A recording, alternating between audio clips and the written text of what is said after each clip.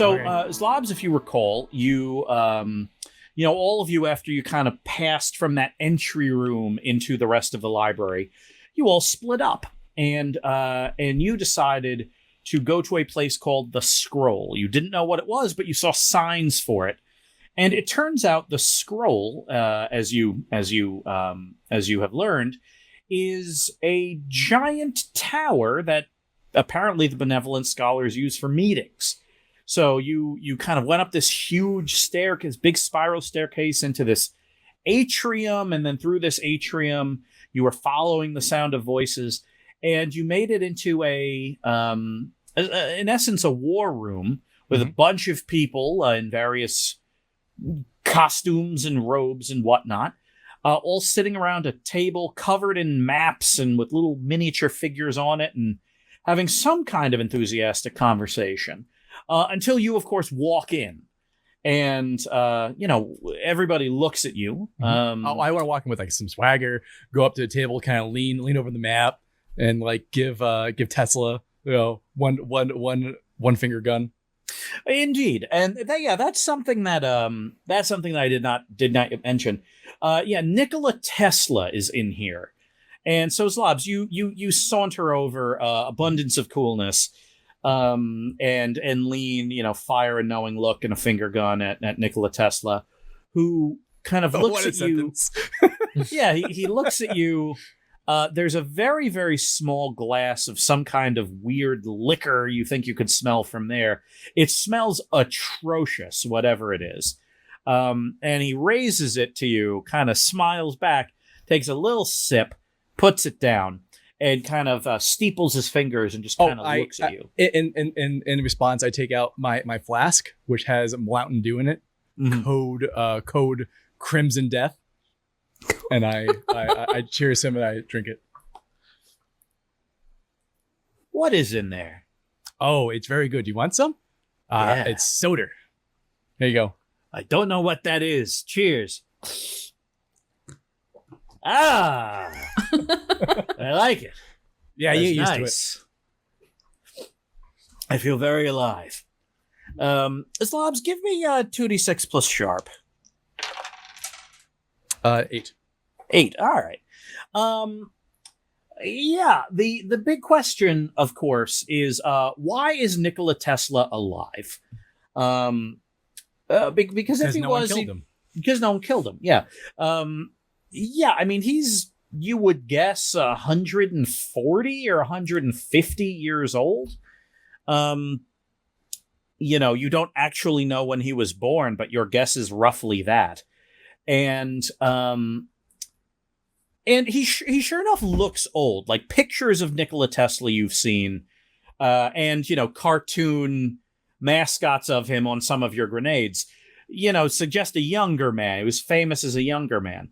He probably looks maybe 60 or 70, so older, but by no means 140 plus. Mm-hmm. So the things you immediately observe about him, you don't necessarily have an answer to that question. But things you do notice on him are, let's see here. What do you get on a partial success? Boop, boop, boop, boop. He's wearing a very gaudy ring on his finger. Like it's big, and you're looking at it. You can't take your eyes off it, in point of fact. And you're like, is that full of secrets? Is it like a Tesla coil? And, you look closer without being too impolitic about it, and you realize that it is, of all things, a runner-up ring awarded to the New York Millennials when they lost in the Blaseball championships a few seasons ago. Mm-hmm. Oh, a few seasons ago, so it's recent. Yeah, it's fairly recent. Like, not from the 40s when he was alive. So did you go to that championship? That was a good match. Tacos Millennials, good matchup. It was. Wish the outcome was better, though. Nah. He takes the flask out of your hand. Yeah, tell me about it. The Warriors lost. The Warriors lost. Try Try being a Flowers fan. That one's the roughest one. So, are you here to see me? Is there a meeting we should be having? We can meet. My schedule's open. Well, mine's busy. I have a conflict. I'm in this meeting, but if you have time on my schedule booked, then we can grab a side room. No. I'm happy to join this meeting. 2d6 plus charm. 2. Oh no. Yeah. At this point, the chairperson of this meeting, a tall man with like kind of a long thin nose is staring absolute daggers at you. No, I think you best be going. Okay. It's all right, buddy. I'll walk you out. Oh, okay. Thanks, Nick. Yep. How do you know my name? We haven't met, right? No. I assume I take out my grenade and show him like, so someone I think put a mascot of you on my grenade. It's one that shoots electricity. It's very fun. I'll be darned. That is well, it's not a bad cartoon of me. I've seen worse, but I definitely didn't authorize this. That's fair. Yeah. I mean, you're walking and talking. He's like leading you into another room. Yeah, I feel like folks probably don't know you're still alive. That's pretty cool. You've been around for a while. Yeah, I suppose I have, if you think about it. Look, while you know who I am, and I love that, my name is Nikola Tesla. Who do I have the honor of speaking to? Oh yeah, I forgot. I'm serious. My name is Severus Zlobin, but you can call me Zlobs. And so I shall. It's a pleasure to meet you. I really enjoyed the alternating current that you invented. Let me tell you something about direct current. It kills elephants. I know, it's so dangerous. Mm-hmm. Doesn't matter how big the elephant, boom, kills it. Mm-hmm. I've always been more of a Tesla fan than an Edison fan, so you're one of my favorite scientists. Why, thank you. So, are you here looking for me? No, not you. Just I'm here with my friends. We discovered this place. We're trying to find an old painting. So yeah. Which one? Oh, it is one by Rembrandt. I forget the name of it. I take out the little. I wrote it on my arm.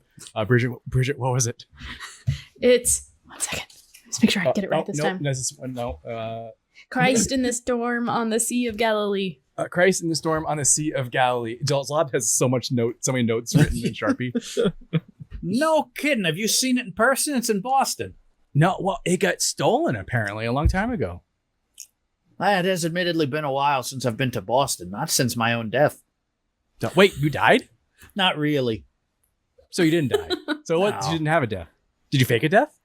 Are you a ghost? Are you immortal? I didn't not fake my death. I didn't not. I take a swig and I hand him the flask again. Cheers. Cheers. It's complicated. For You sake know of what? everybody here, I'm not dead. I've not died a couple of times, actually. All right. Yeah, so I know how it feels. Yeah, it's just like you should be dead, but you're not dead. But you're maybe dead in an alternate timeline, but you're fine. But then you kind of stop existing. But then, but you're fine. But maybe one of your past selves went to hell, but then became crazy in hell, then came back. So yeah, I get that. Do you want to do me a big favor? Yes or no? Yes. Come with me to my lab. Okay. Yeah. So you we're gonna switch. So Morgan, you are in the Foundry, which is a very good grand and ominous term for what is a gigantic Blaseball field-sized printing press, in which people of all types, or rather people of all types. That's a good pun. Indeed, the young, the old, the uppercase, the lowercase, everybody, all the types are making, copying, duplicating, or changing various books, pieces of microfilm, punch cards, all various. Just kind of this great big room full of activity, the hiss of pneumatics and all these different things, the sound of inkjet printers, people binding books. There are maybe 12, 15 people you can see as the room kind of stretches out into a non-square. And you're kind of standing more or less in the middle of it at a very old-looking terminal. It's kind of like yellowed plastic monitor, like vacuum tube monitor. Yeah. And there's kind of a question on the screen, and it's asking you what book you want. Give me 2d6 plus sharp. Oh, it's upside down. 1 second. Okay. The dice tower. Oh, the tower. I thought the dice were upside down. Like, So technically that'd be. I mean, can they be upside down? Yeah, it's only a 2. It should be a 12. But it's supposed to be a 6. That is a 10. No, right. a 12. I'm sorry. Oh my goodness. Right side up. Yeah. Okay. Well, let's jump ahead a little bit. On a 10 plus, I will give you the full story. On a 12 plus, I'll give you the meta behind this.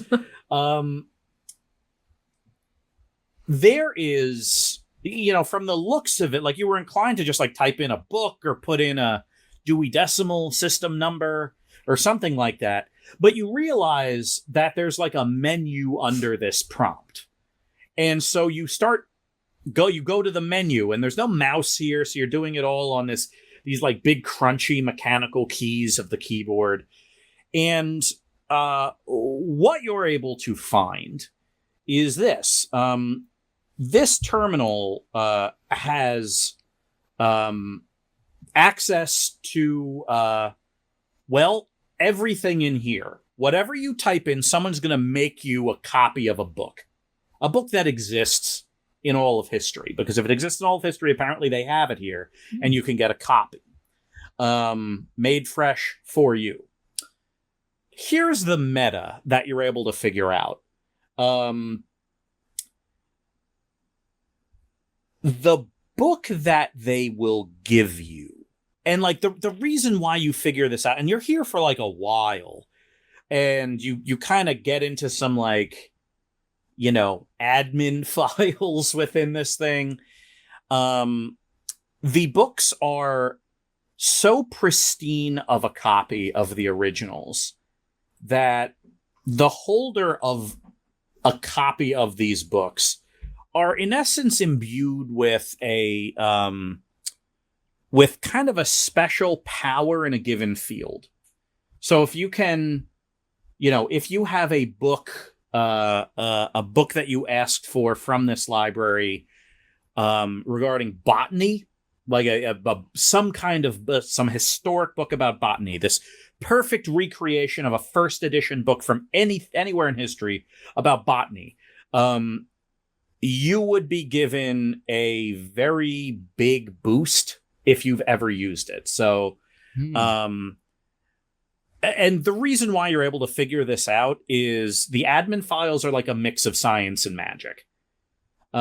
This whole foundry, its responsibility is to turn knowledge into something approximating magic. So here's how this works. Name any book that has ever existed. You don't need to do it now. I'm going to give you a minute. And tell me why you chose it. And this book will confer a single +2 boost to any roll you make. And then the book's power is expended, though you still get to keep the book. Mm-hmm. So, yeah.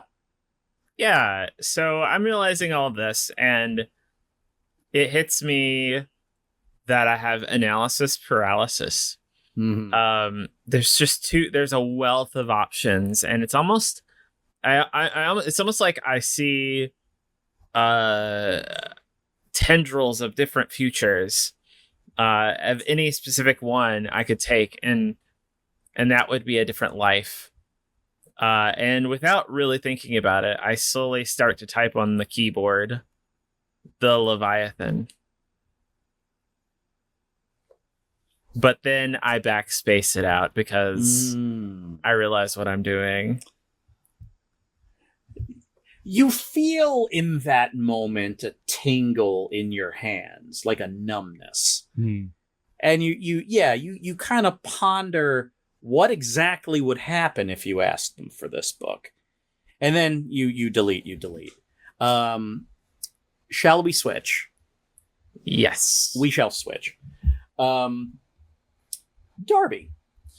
you are in the choir. This large kind of star-shaped church-like library. It's absolutely wild how it is shaped, and it's multiple tiers and all, and it's tremendous. And you've wrapped up with Charity, the benevolent scholar that has given you the location of the Rembrandt painting in question. When she gives you the name, when she tells you where it is, that it's under San Felipe Tower, in the possession of billionaire and more than acquaintance but not quite friend Unity San Felipe. Ally. Let's say ally. Mm-hmm. She notices the revelation on your face and does not say anything. Give me a 2d6 plus sharp. 9. All right. So you notice that, there aren't tons of people in this space considering how large it is. There's Charity and probably 3 or so other robed figures kind of around. And over the course of this conversation that you had with Charity, which again was very pleasant, you realize at least one of the people kind of stopped to look and really watch the conversation. And then at some point they went and kind of flagged down one of their buddies, and one of them took a picture of you with an old-timey camera. Another one is clearly either sketching you or handwriting a transcription of the conversation, because it is very echoey in here. And, you turn to look at them and they kind of stop, and they're just kind of there holding, looking at the camera, holding the notebook, just be like, they're both wearing robes, kind of brown robes, they have sashes around their waist of different colors. And Charity kind of looks at them and looks at you and looks at them, kind of raises a hand and does one of these, and they scatter off. Do you think that they would appreciate a better shot, Charity? Perhaps a more impressive pose? Well, you don't have to perform for their account. They're snoopers. They're snooping. Snooper. Are a lot of benevolent scholars snoopers? Every last one of us. Is that's sort of the thing that binds you all together? Intellectual snooping? Yeah. 2d6 plus sharp. 6. You believe her. That makes sense. Just a bunch of intellectual snoops hanging out in a giant, impossibly built castle in the middle of somewhere. This is a good place to snoop. So yeah, you kind of you take that at face value. Oh yeah, I guess so.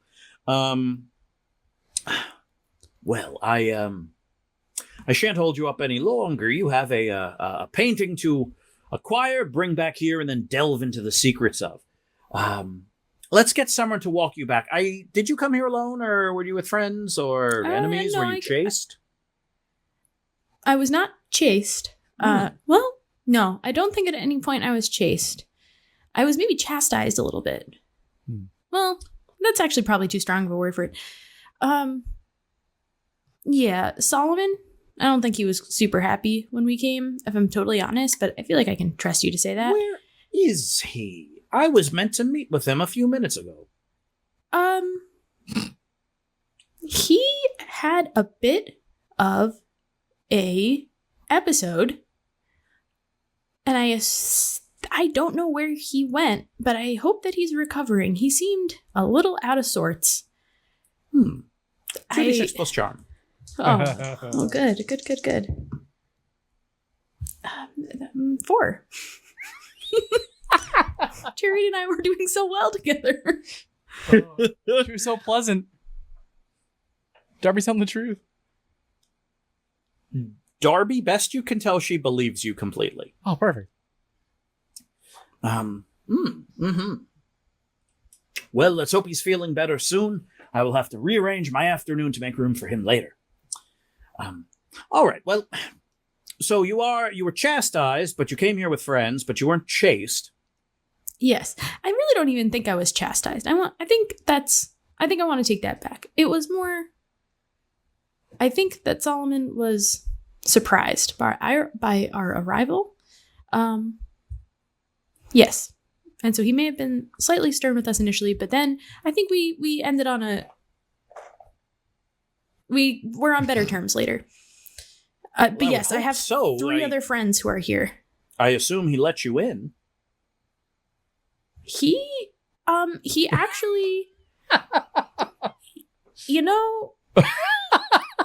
left before. So the episode happened. He wasn't doing well. He sort of disappeared. And then we were just, the door was open. And so we figured, well, we've got business.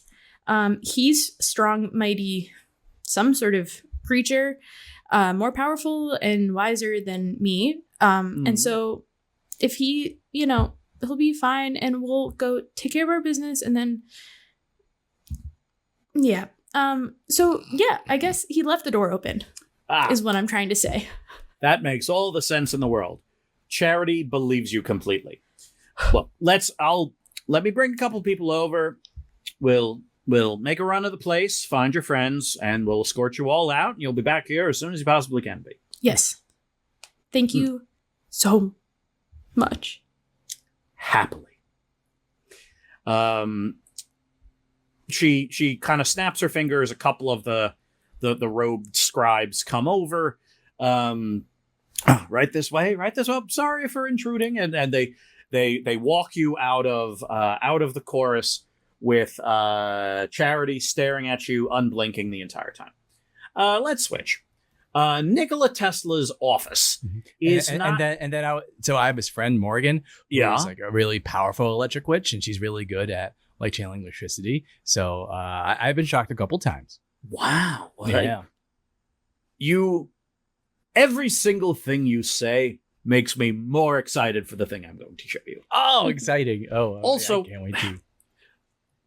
Obviously, you're not. You don't have power of attorney over this friend Morgan of yours, right?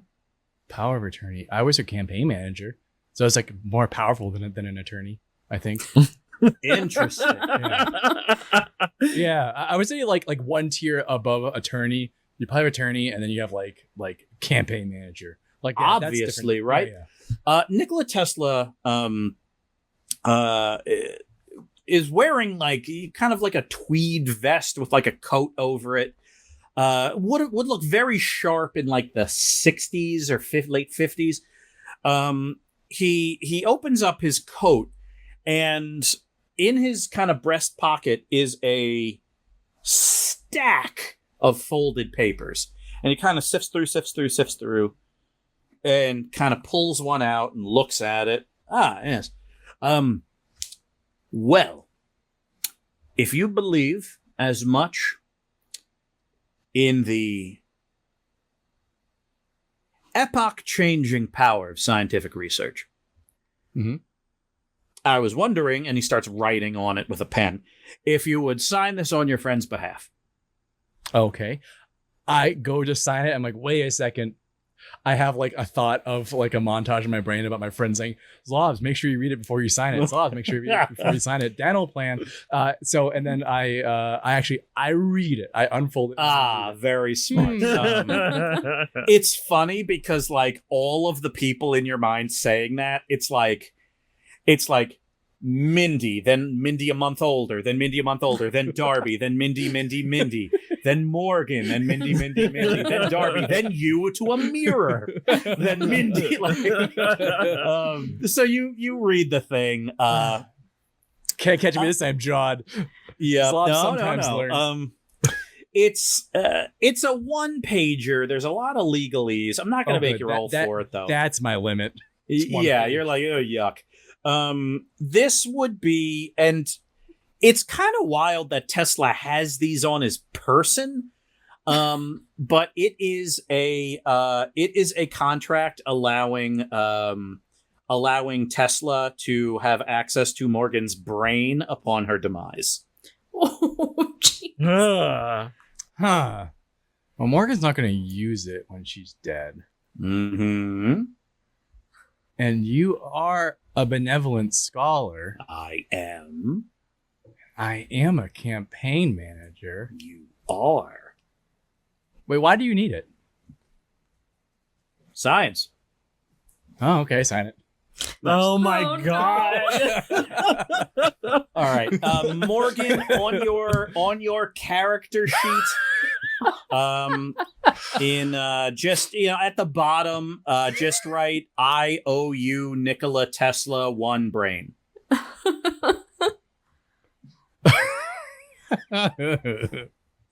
Great, done. Nice.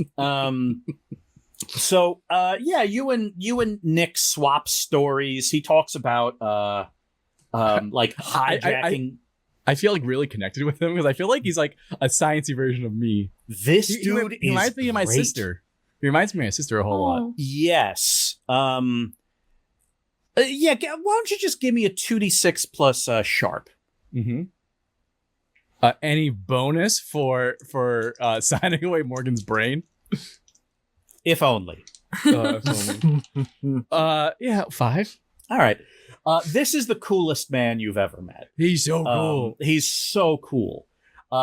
Like every single thing about him is cool. Like he talks about, just experimentation and feuds and like, sorting out problems late at night and accidentally knocking out power grids and like wars that you can't keep track of and faking his own death and all these different things.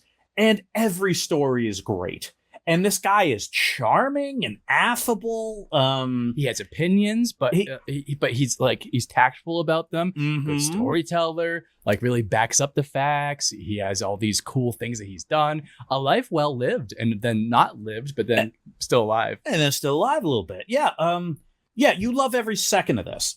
And kind of the seconds turn into minutes. It's this like wonderful like walking conversation as he takes you down into this whole other area of the Fortress Library. And he has this tiny little lab in here. His name is taped to the door. His name is taped to the door on like an index card. And sure, in here are it looks like a page from a 1950s science fiction comic book, like smooth angled things, stuff shooting electricity from place to place, like bell jars with random things floating in it, like a tiny little machine that's so there's a lot going on. I touched a tiny little machine. You can't just go like this and then say tiny little machine without me going poke. The tiny little machine is I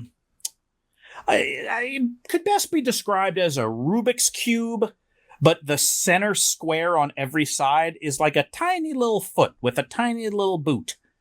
And you touch it and it completely falls apart and then reassembles into like a centipede looking thing. Whoa. And then like with his tiny little feet starts like walking around. Now that's science. That's Cubes. Cubes? Wait, do you have a lab pet named Cubes?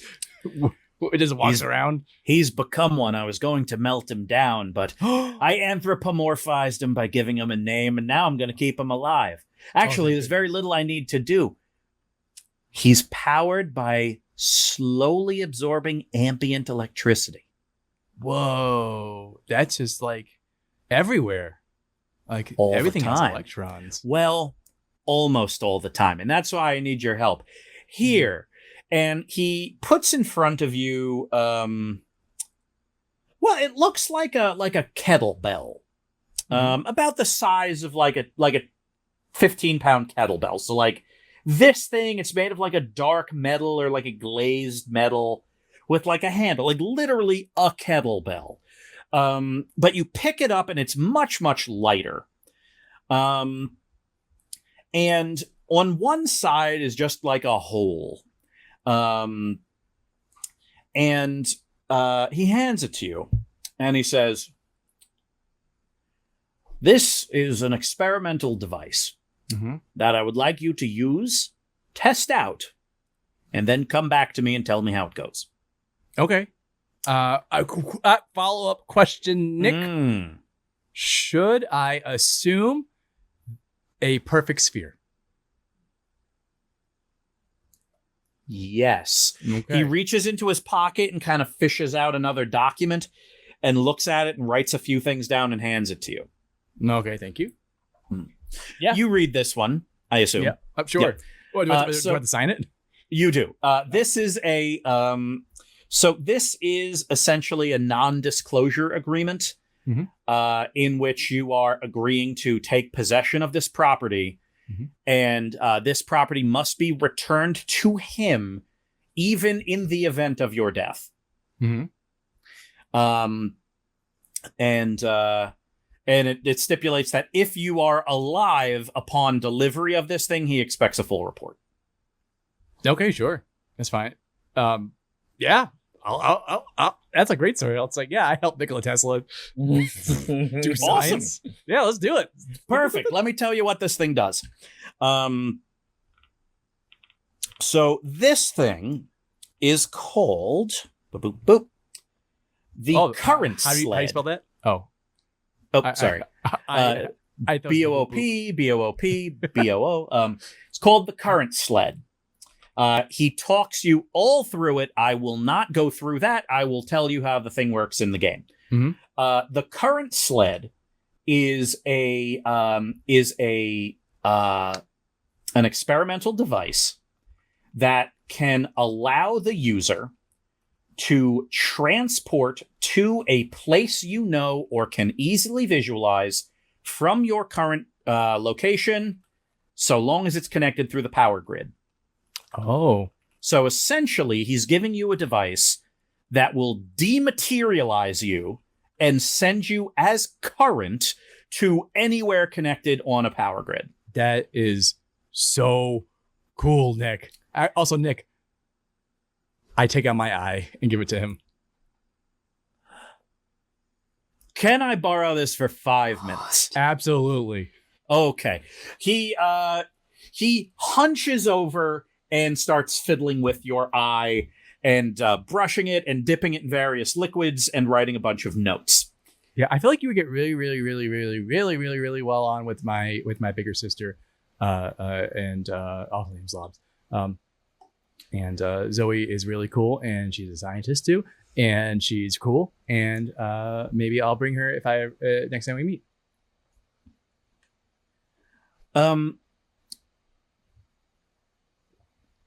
He hands you. She made this. I want. That's why. Like evidence. And this is like something that she made like 3 years ago. Give me a 2d6 plus charm roll. No. 8. Okay. He hands you something that's bigger than a business card. In fact, it's folded in half. It is an index card. Yeah, it's like 2 index cards together.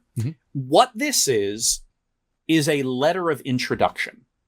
What this means is this will allow you passage back to the Benevolent Scholars. So, like, you know how to get here now. This would get you out of the round room, the entry room. Oh, yay! Heck yeah! But on a partial success, it means you must also come back with Zoe's Lobbin. This letter of introduction is for both Zlobinses. Both need to be here. If you were magically inclined, well, I mean, you are. Everybody is. You know, this thing's got some kind of juice on it. You don't know what, but yeah. If you are able to convince your sister to come here, you are granted free access to the Benevolent Scholars Library on invitation. I love it. Thank you. So hold on to that. So let me tell you how this thing works. So the current sled, to use it, you need to roll 2d6 plus weird. On a full success, it will transport you to a place you know or can easily visualize from wherever you are to anywhere else connected on the power grid. That's a full success. A partial success is the transport will take place, but the machine is destroyed afterwards. Uh-oh. Like, it doesn't explode. You think it just has one charge. Mm-hmm. On a failure, it's going to transport you somewhere. Oh, nice. And the machine will still be destroyed. Great. Fun. Yeah. Oh, and here, I have this thing I've been working on too. With my science friend and my electric magic friend. I call it the mini fridge of holding. It's not working yet currently. So if you have any advice on that, that'd be appreciated.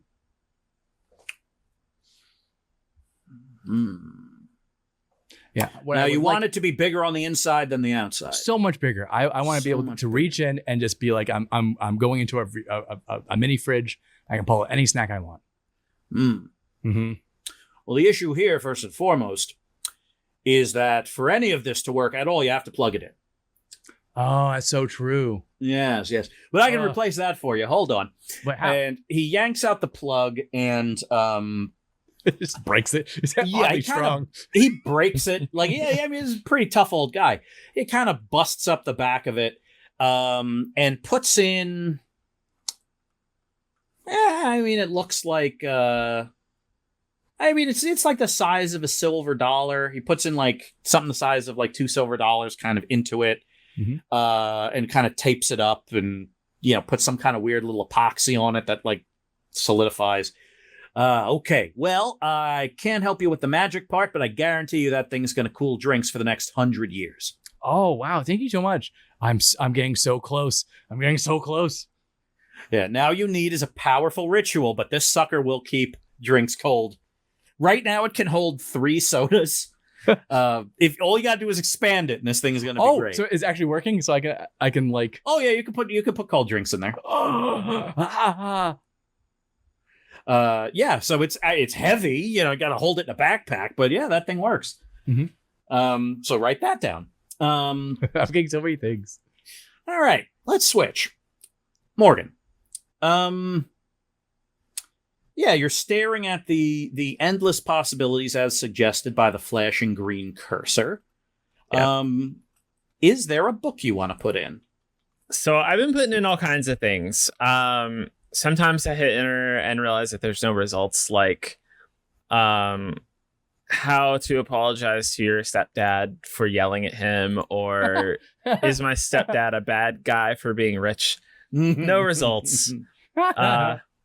I typed in the Forbidden Book from Blaseball, but I backspaced it. And then I typed in like a lot of things. It's just been like a diary or stream of consciousness, like all of my recent concerns. How to get out of here, returned a bunch of results that weren't relevant. How to stop your magical powers from dying, returned a bunch of results about accepting that your powers were dying. And then finally, I thought about the mayor of that town in Maine or New Hampshire, Maine or New Hampshire, on the traveling teen episode. And I thought, okay, how do I help people? How do I continue the spirit of Blaseball when you grow older? And I found one book on that. Does this book have a name? Life After Blaseball. Mm-hmm. Life After Blaseball. So you type it all out, and yeah, sure enough, a kind of a, like, not an alarm, like a dangerous, scary alarm, but like a, hey, the conveyor belt's starting up alarm kind of buzzes in the distance. And, kind of people kind of scurry to work. And faster than you think it should happen, you are presented by, kind of a robed scribe, a book that, and you look at it, and this thing has it almost is a little kind of mentally discordant to you, because you're looking at a book that you've like seen in libraries before, like in the Blaseball and sports section. Mm-hmm. And it's like you've seen like a second and third edition with like a really old dust cover on it, like weathered with age, and like dog-eared pages and stuff. But you are handed a first edition copy of the book Life After Blaseball. Let me write it down, actually. This is a romp. We're getting so many things. Yeah, Life After Blaseball. A collection of stories from those lucky enough to retire. Oh, great tagline. And yeah, it's a collection of stories, interviews with some of the great Blaseball players over a span of like 20 years. And this book's decades old. But it is regarded as one of the finest musings on aging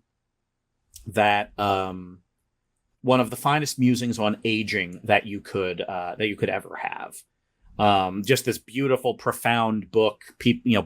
Veterans of various Blaseball veterans of various ages telling tales. It's about finding oneself, second acts in life. So here's what I want you to do. This thing is magical. Keep that in mind. Mm-hmm. So write the book Life After Blaseball, a collection of stories from those lucky enough to retire, on your sheet.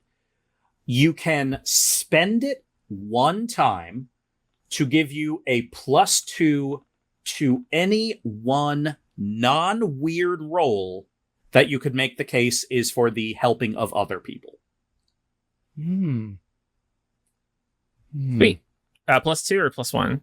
+2. Awesome. So what this implies, like what this is, what this kind of requires in game is you have to read this book. Like it's you're not gonna like hold it aloft and like have its power. Like it's I you declare. This is the moment. Like what's gonna happen is you're gonna read this thing, and I guarantee you it's a page turner. And at some point, however long it takes you to read it, could be a few hours. It doesn't. But you internalize the knowledge, and it kind of lives within you as this like little bounding ritual that kind of exists like deep in the back of your heart, waiting for the right time.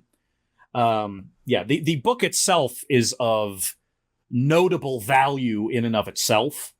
And holding it is a reminder that you have kind of this one-shot thing kind of in your soul ready to go. So you have that. All right. So Darby, you're walking around, and every time you pass like a scribe in the hall, that scribe like there are two scribes with you, and you're making like very banal small talk. And every time those scribes pass another scribe, they're like, "Hey, someone named Morgan, someone named Zlobs, they are not benevolent scholars," and then they go off.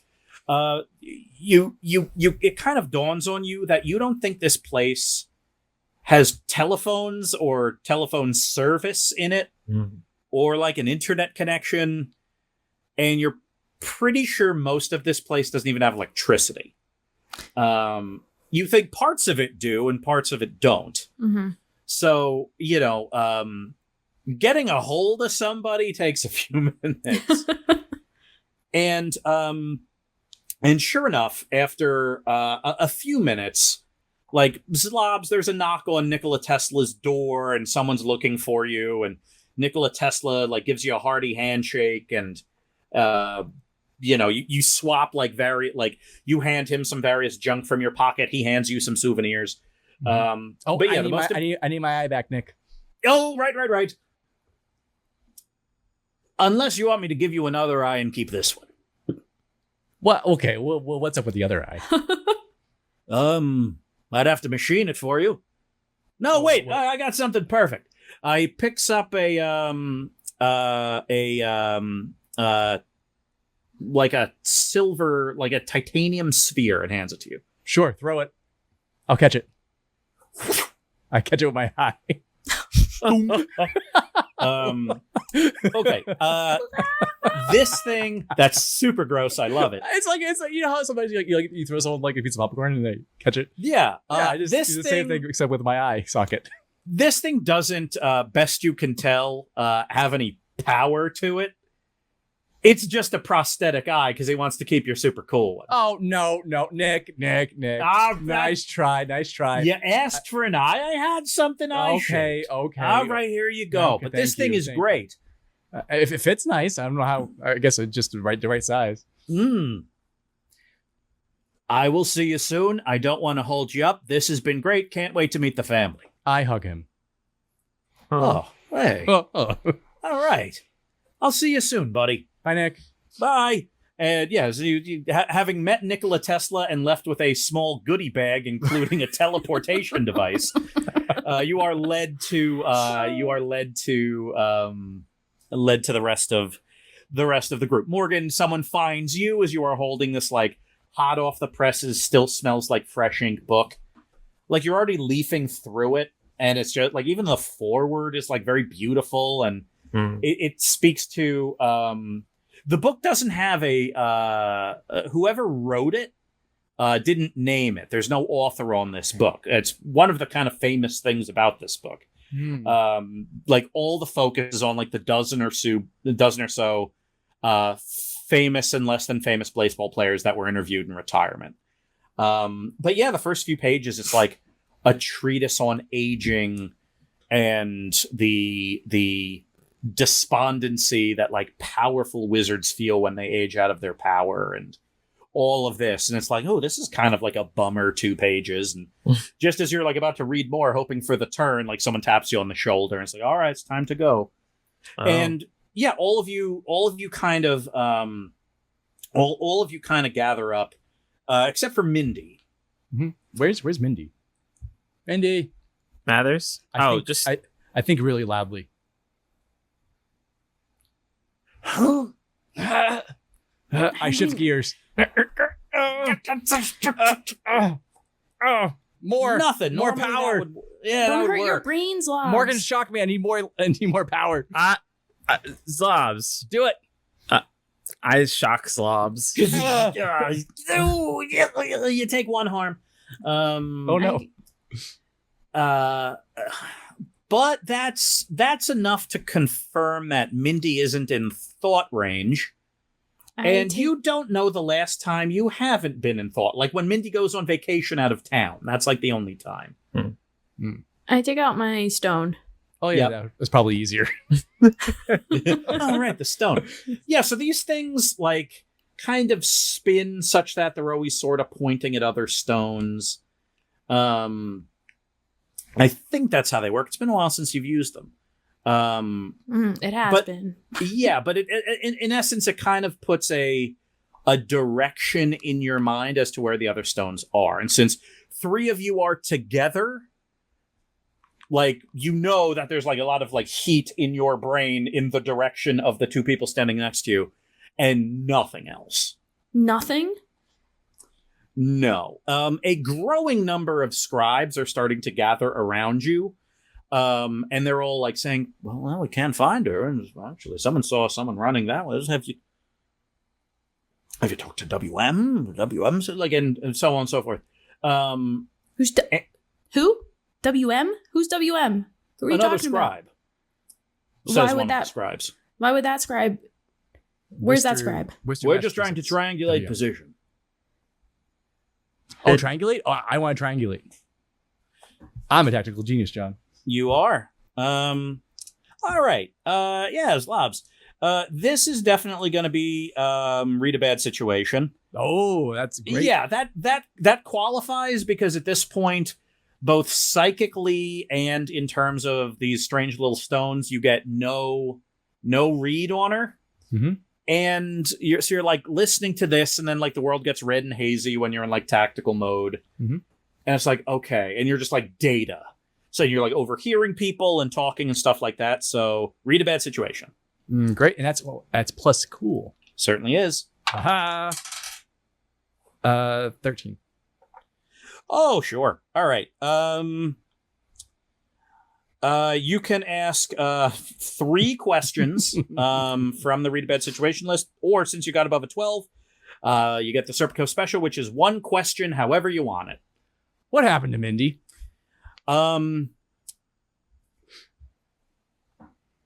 Morgan and Darby.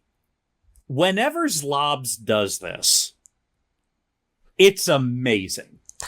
Because you don't know how he does it. But like Zlobs is thinking and like looking and reading lips and like he puts his hand on the wall, he like blinks his special eye. I slapped down like a piece of paper, start writing like a madman, drawing. What is Zlobs Morgan, doing? I need a straight edge. Yep. You're putting lines and angles on things. And Zlobs like holds up a piece of paper at the end. It's the musings of 10 different people all at once in a war room. There are diagrams and pictures and arrows and tactical readouts and like a human skeleton. And I'm putting it in Morgan's face. Look at it. Just look at it. Based on, and I cannot stress this enough, based on everything that has happened in the last 45 seconds and no more, Zlobs has figured out the following. I flip it over and there's an executive summary on the back. Thank you. Bullet points. At some point in the last 3 years, Wax Mindy has joined the Benevolent Scholars, during which time she harbored a deep fear that actual Mindy would come and kill her. Apparently, Wax Mindy decided to protect herself in case this eventuality happened, and whatever she did to protect herself was triggered, and Mindy is trapped either in a book or a scroll. And I'm sure you already knew that. Can't Mindy ever get just like a nice, easy twin for us to deal with? No way. Zlobs. Yeah. I'm impressed. Oh. I insulted you earlier by We did? When? Why? when you when you were here earlier, and I said that I didn't think that you were going. I thought you were going to get lost, or I thought you were going to do something silly, and I told you as such that you needed a babysitter, and you said that you didn't need that. And I feel kind of bad about that because holy heck. The only thing you should feel bad about is I signed away your brain. But otherwise, I made friends with Nikola Tesla. Wait, what? Save Mindy! What? I grab my friend's hands and lead him down a hallway to rescue Mindy. Sure. Yeah. You one of the scribes is like, well, we should probably stop them, and decides to kind of just let you go. Though they are trailing you at a safe distance, when you start walking through the compound towards where logically it makes sense that Mindy would find her, let's not say evil twin, let's just say wax twin. I'm going to say, Kessel or Kestrel is the evil one. Wax Mindy is like the neutral one. Mindy's the good. Mindy's the other one. Mindy's the other one. Original flavor. So yeah, you're kind of leading the way. You occasionally like look at a map and look at your pictures and diagrams, and sure enough, you are you kind of walk down a hallway through this like collection of little dormitory rooms, and get to a door that says on it M. Mathers. M. Mathers. And if you turn the M upside down, it's a W for wax. W. Mathers. But Yeah. I think It was there the whole time. that's true, Zlobs. I think we should respect that she's Mindy here. Great. Well, they're calling her WM. WM. They are calling her WM. Yeah, so if I could like Well, we'll wax, find wax out. slobs, those would be called Dubs and WZ. All That's right, true. I kick open the door. Boom. Ah, Oh, Okay. Okay. Yes. Give me 2d6 plus cool. It's 6. All right. What? I rolled a 3, You baby. take 3 harm. -2. Would you be wearing In a weird place? Of course I'd be wearing all right, this. yeah, all right. So you're wearing your catcher's Of equipment. course. I Sure. trundle with that all the time, So baby. -2 harm. Yeah, so you kick open the door and are immediately met with a shotgun blast to the chest. Oh, Blam! Zlobs goes flying backwards. I just saw this coming. I tackle Wax Mindy. All right, this is going to be so yeah, your Try to goal do this peacefully is too. I will let you do you want to do damage to her? Mm-mm. I just want to prevent her from harming anyone else right now. I just want to Got like it. get her All right. on the ground and kind of restrained. Okay, that'll be act under pressure, 2d6 plus cool. That'll be a 5. All right. And that's the other barrel of the shotgun. So you're running and blam, you take a shotgun shell.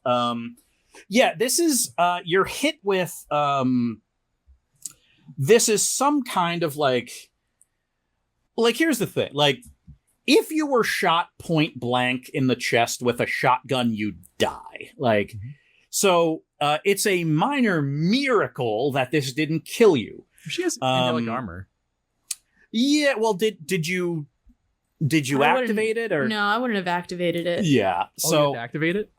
No, because this is Darby didn't want to come in here to fight, and this was like a instinctual response to her attacking Zlobs. So I Right. don't think she would have yeah, even that's had fair. time. So yeah, you are hit with yeah, you don't think these are like solid rounds. Like you think you got hit with a bird shot or something.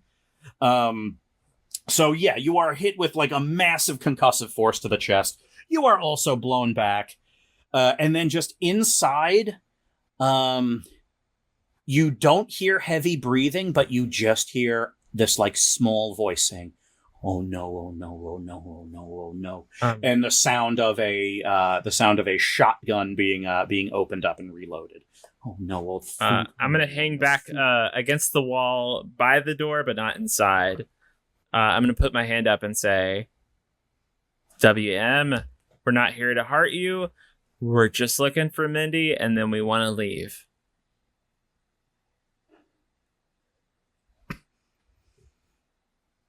Two 2d6 plus charm. Oh.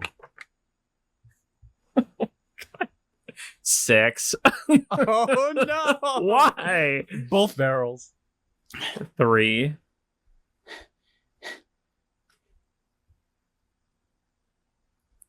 Tough. She Oh. tried to kill me. No. What do you mean? When did she try to kill you? An hour ago. And I knew where she was going, you three would be there. Well, I didn't know for sure because I couldn't tell. But I surmised. We surmise wrong. Why are you so bent out of shape? Aren't you supposed to be a benevolent scholar? You're just being a malevolent scholar. Oh. Let's switch. Somewhere in the desert.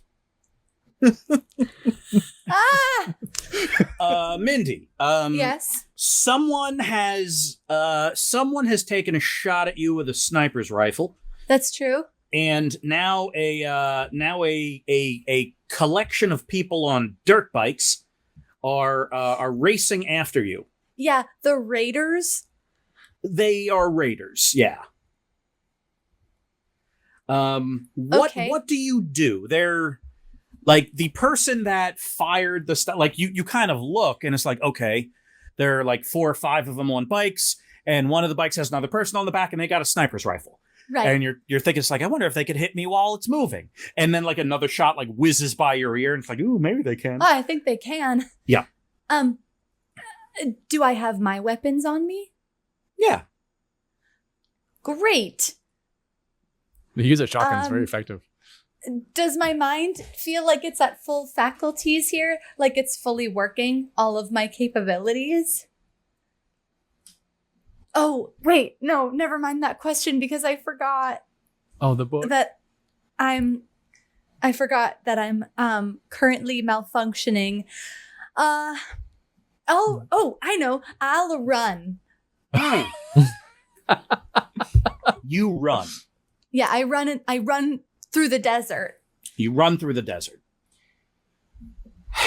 You are very well aware. The part of your brain, the rational part of your brain, is very well aware that you are in a place where you don't know. Mm-hmm. There are people here that want to kill you, but you don't know why. Right. And you don't know where you're going. That is, however you slice it, a terrifying situation. Yeah. And yet, the only thing that you can think of, because it's like, okay, I'm being chased. Where do I go? Or, okay, I'm being chased. Do I duck? Okay, I'm being chased. How do I take them out? Okay, I'm being chased. How can I mess with their mind? You ask yourself these questions, and the answer in your brain every time is, I really should write down that secret. Oof. Again and again and again, like a drum beat. Yeah. Yeah. I really, it's a funny thing. Well, not funny, funny, weird, but I can't, I just feel like if I write it down, I think I'm just like dooming a large slice of humanity, large enough. That's how it feels to me. You're not supposed to read the book out of order. I know we have gone over all of this. I just can't think about anything else. Mm-hmm. But I'm trying not to write it down, but it's all I can think about. And so I just keep running. I don't know what else to do. And I know they're going to catch up because they're on motorcycles and my feet are regular human feet. They're regular human feet. Sure enough, you're running. You're not even sure if you can hold direction steady. You think you're kind of weaving. And it's also sand. And I don't have special shoes for sand, which you really should if you're going to be running because the pressure presses your foot down into the sand. And so I fall a couple times. Yep. Oh. Every time you think about it, you're just thinking, it's like, okay, I'm sad. Like, what do I do? Should I crawl? No, wait a minute. If the whole East Coast is destroyed, that's like 60 million people. 60 million. And like, it's just, but still I should write it down, right? That's secret. Yeah, this is the only time literally in your entire life where you were given a secret and you couldn't write it down. Yeah, I never realized before that if I didn't write down a secret, I always knew that I felt like I had to, but I never have actually really earnestly tried not to before. And I'm only now just realizing just how debilitating it is to my existence. Yes. And you ponder this for a few seconds, heart pounding out of your chest as you're sprinting, when eventually your legs give out because they threw something around your legs that wrapped up, and boom, you hit the dirt really hard, the sand really hard, kind of slide half an inch. The sand's boiling hot on your face. These motorbikes kind of circle up around you. Oh, I'm having such a bad day. There's it's like all the people on these bikes are all wearing kind of crude, stylized bits of armor. Like, is this like Mad Max? You're not there. Who knows? But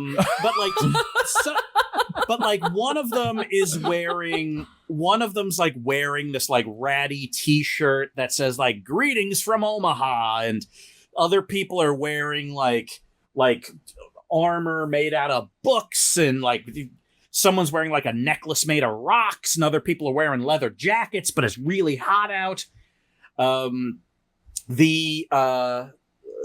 The leader, or the leader-ish looking one, the one that has, I don't know, the most presence, dismounts and kind of hits the sand. He's wearing this kind of necklacey thing. It's more like this kind of big metal collar, and around it these like big spikes. So it's almost like a crown, like a really spiky crown, but he's wearing around his neck. And like above it, like you could see his face through these like slits, and you're pretty sure he's wearing like eyeshadow, and he's kind of looking at you ominously. His skin is remarkably clear for someone that lives in the desert and is a raider. And in a decidedly inoffensive and smooth baritone voice, "You're in our territory, and here the price is death."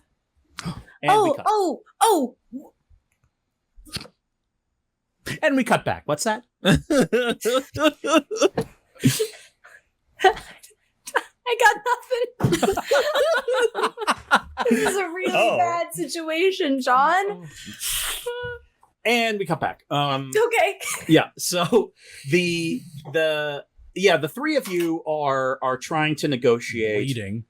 while bleeding with Wax Mindy, who is tucked behind like a turned over desk with a shotgun trained on the door.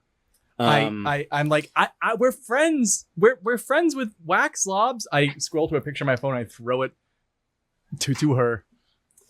All right, that'll be another 2d6 plus charm roll. I will give you +1 because you have a prop. Thank you.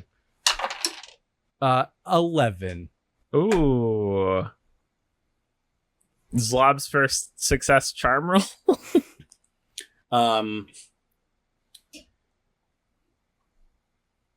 Wax Mindy kind of looks at it. I'm getting ready for the next shot. And she stands up from behind her desk. And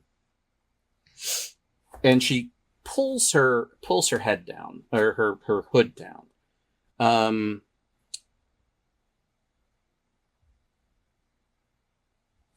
This part of her brain, or this part of her head, is now gone. It's replaced with some kind of square computer full of thumb drives sticking out of her head like spiky hair. Whoa. That's so cool.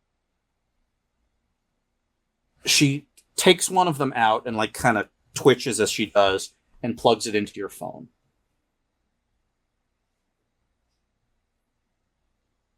And then pulls it out and kind of sticks it back into her head.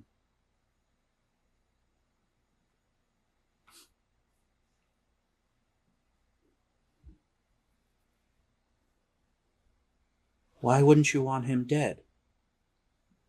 Why wouldn't you want me dead? Because he's one of my best friends. I have secrets. I have dangerous secrets, right? And why wouldn't you want me dead? Because I have dangerous secrets. I don't get it. Hey, we have so many dangerous secrets. I guess a lot of people do want us dead, but Yeah, if anyone was going to understand how dangerous it can be to have powers to be Blittle Leaguers, it's us. Wax Mindy walks out, and you kind of see her. She's Mindy from 3 years ago, but with a computer taking up half of her head.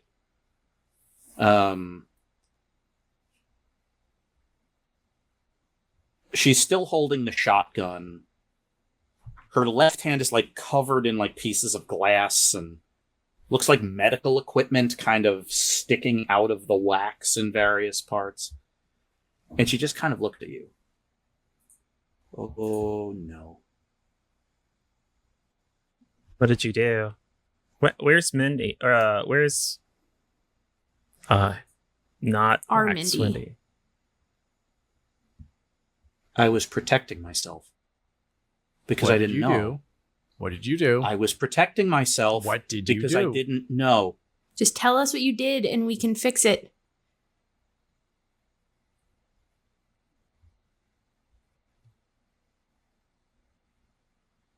Wax Mindy heaves a heavy sigh, even though no air escapes. Old habits, I guess. She walks back around to the rear of the desk that she toppled over and picks up a book, this big, beautiful tome that was on the floor, and hands it to you. She's in there. In the book? I flipped through some of the pages. I don't see her. Look harder. I move a gear up in my brain. Hold on, I'll electrocute you again, Zlobs.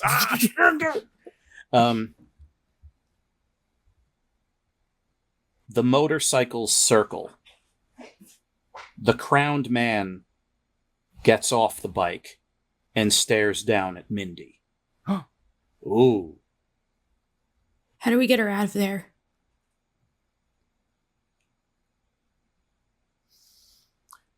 You gotta go in and get her. Okay, how do we get in? On the last page, is there like one of those little inserts from like a library with names on it? Yeah. She flips to the end, pulls it out, and hands it to the three of you. I say my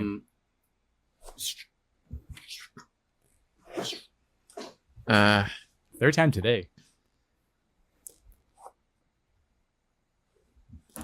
She's about to hand it back to you, or she's about to take it back and enact whatever ritual she's about to do. When you see the name of the book, and at least one of you, we'll find out how many later, recognize this book. It's the incredibly melodramatic young adult science fiction book, The Scorpion Saga, Book 3, Part 2, The Red Sand Conspiracy, A Hero Rises from the Dunes by Jan Cole. We will end it right there. What?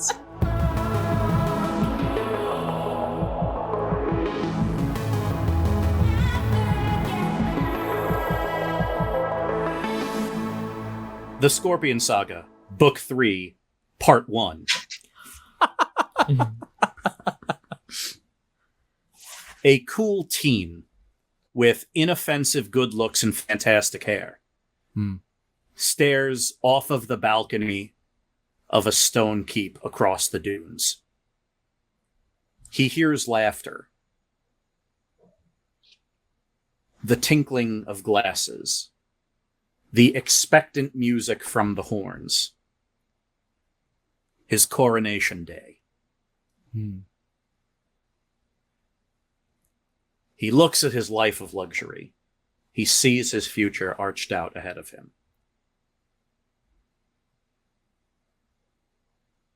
His eyes narrow.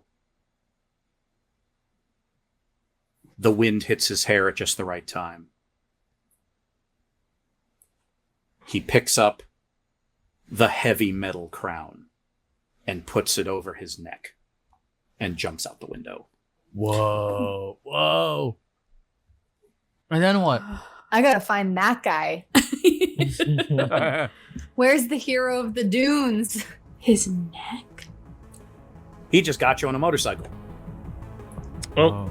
We'll call it right there. 10 minutes earlier.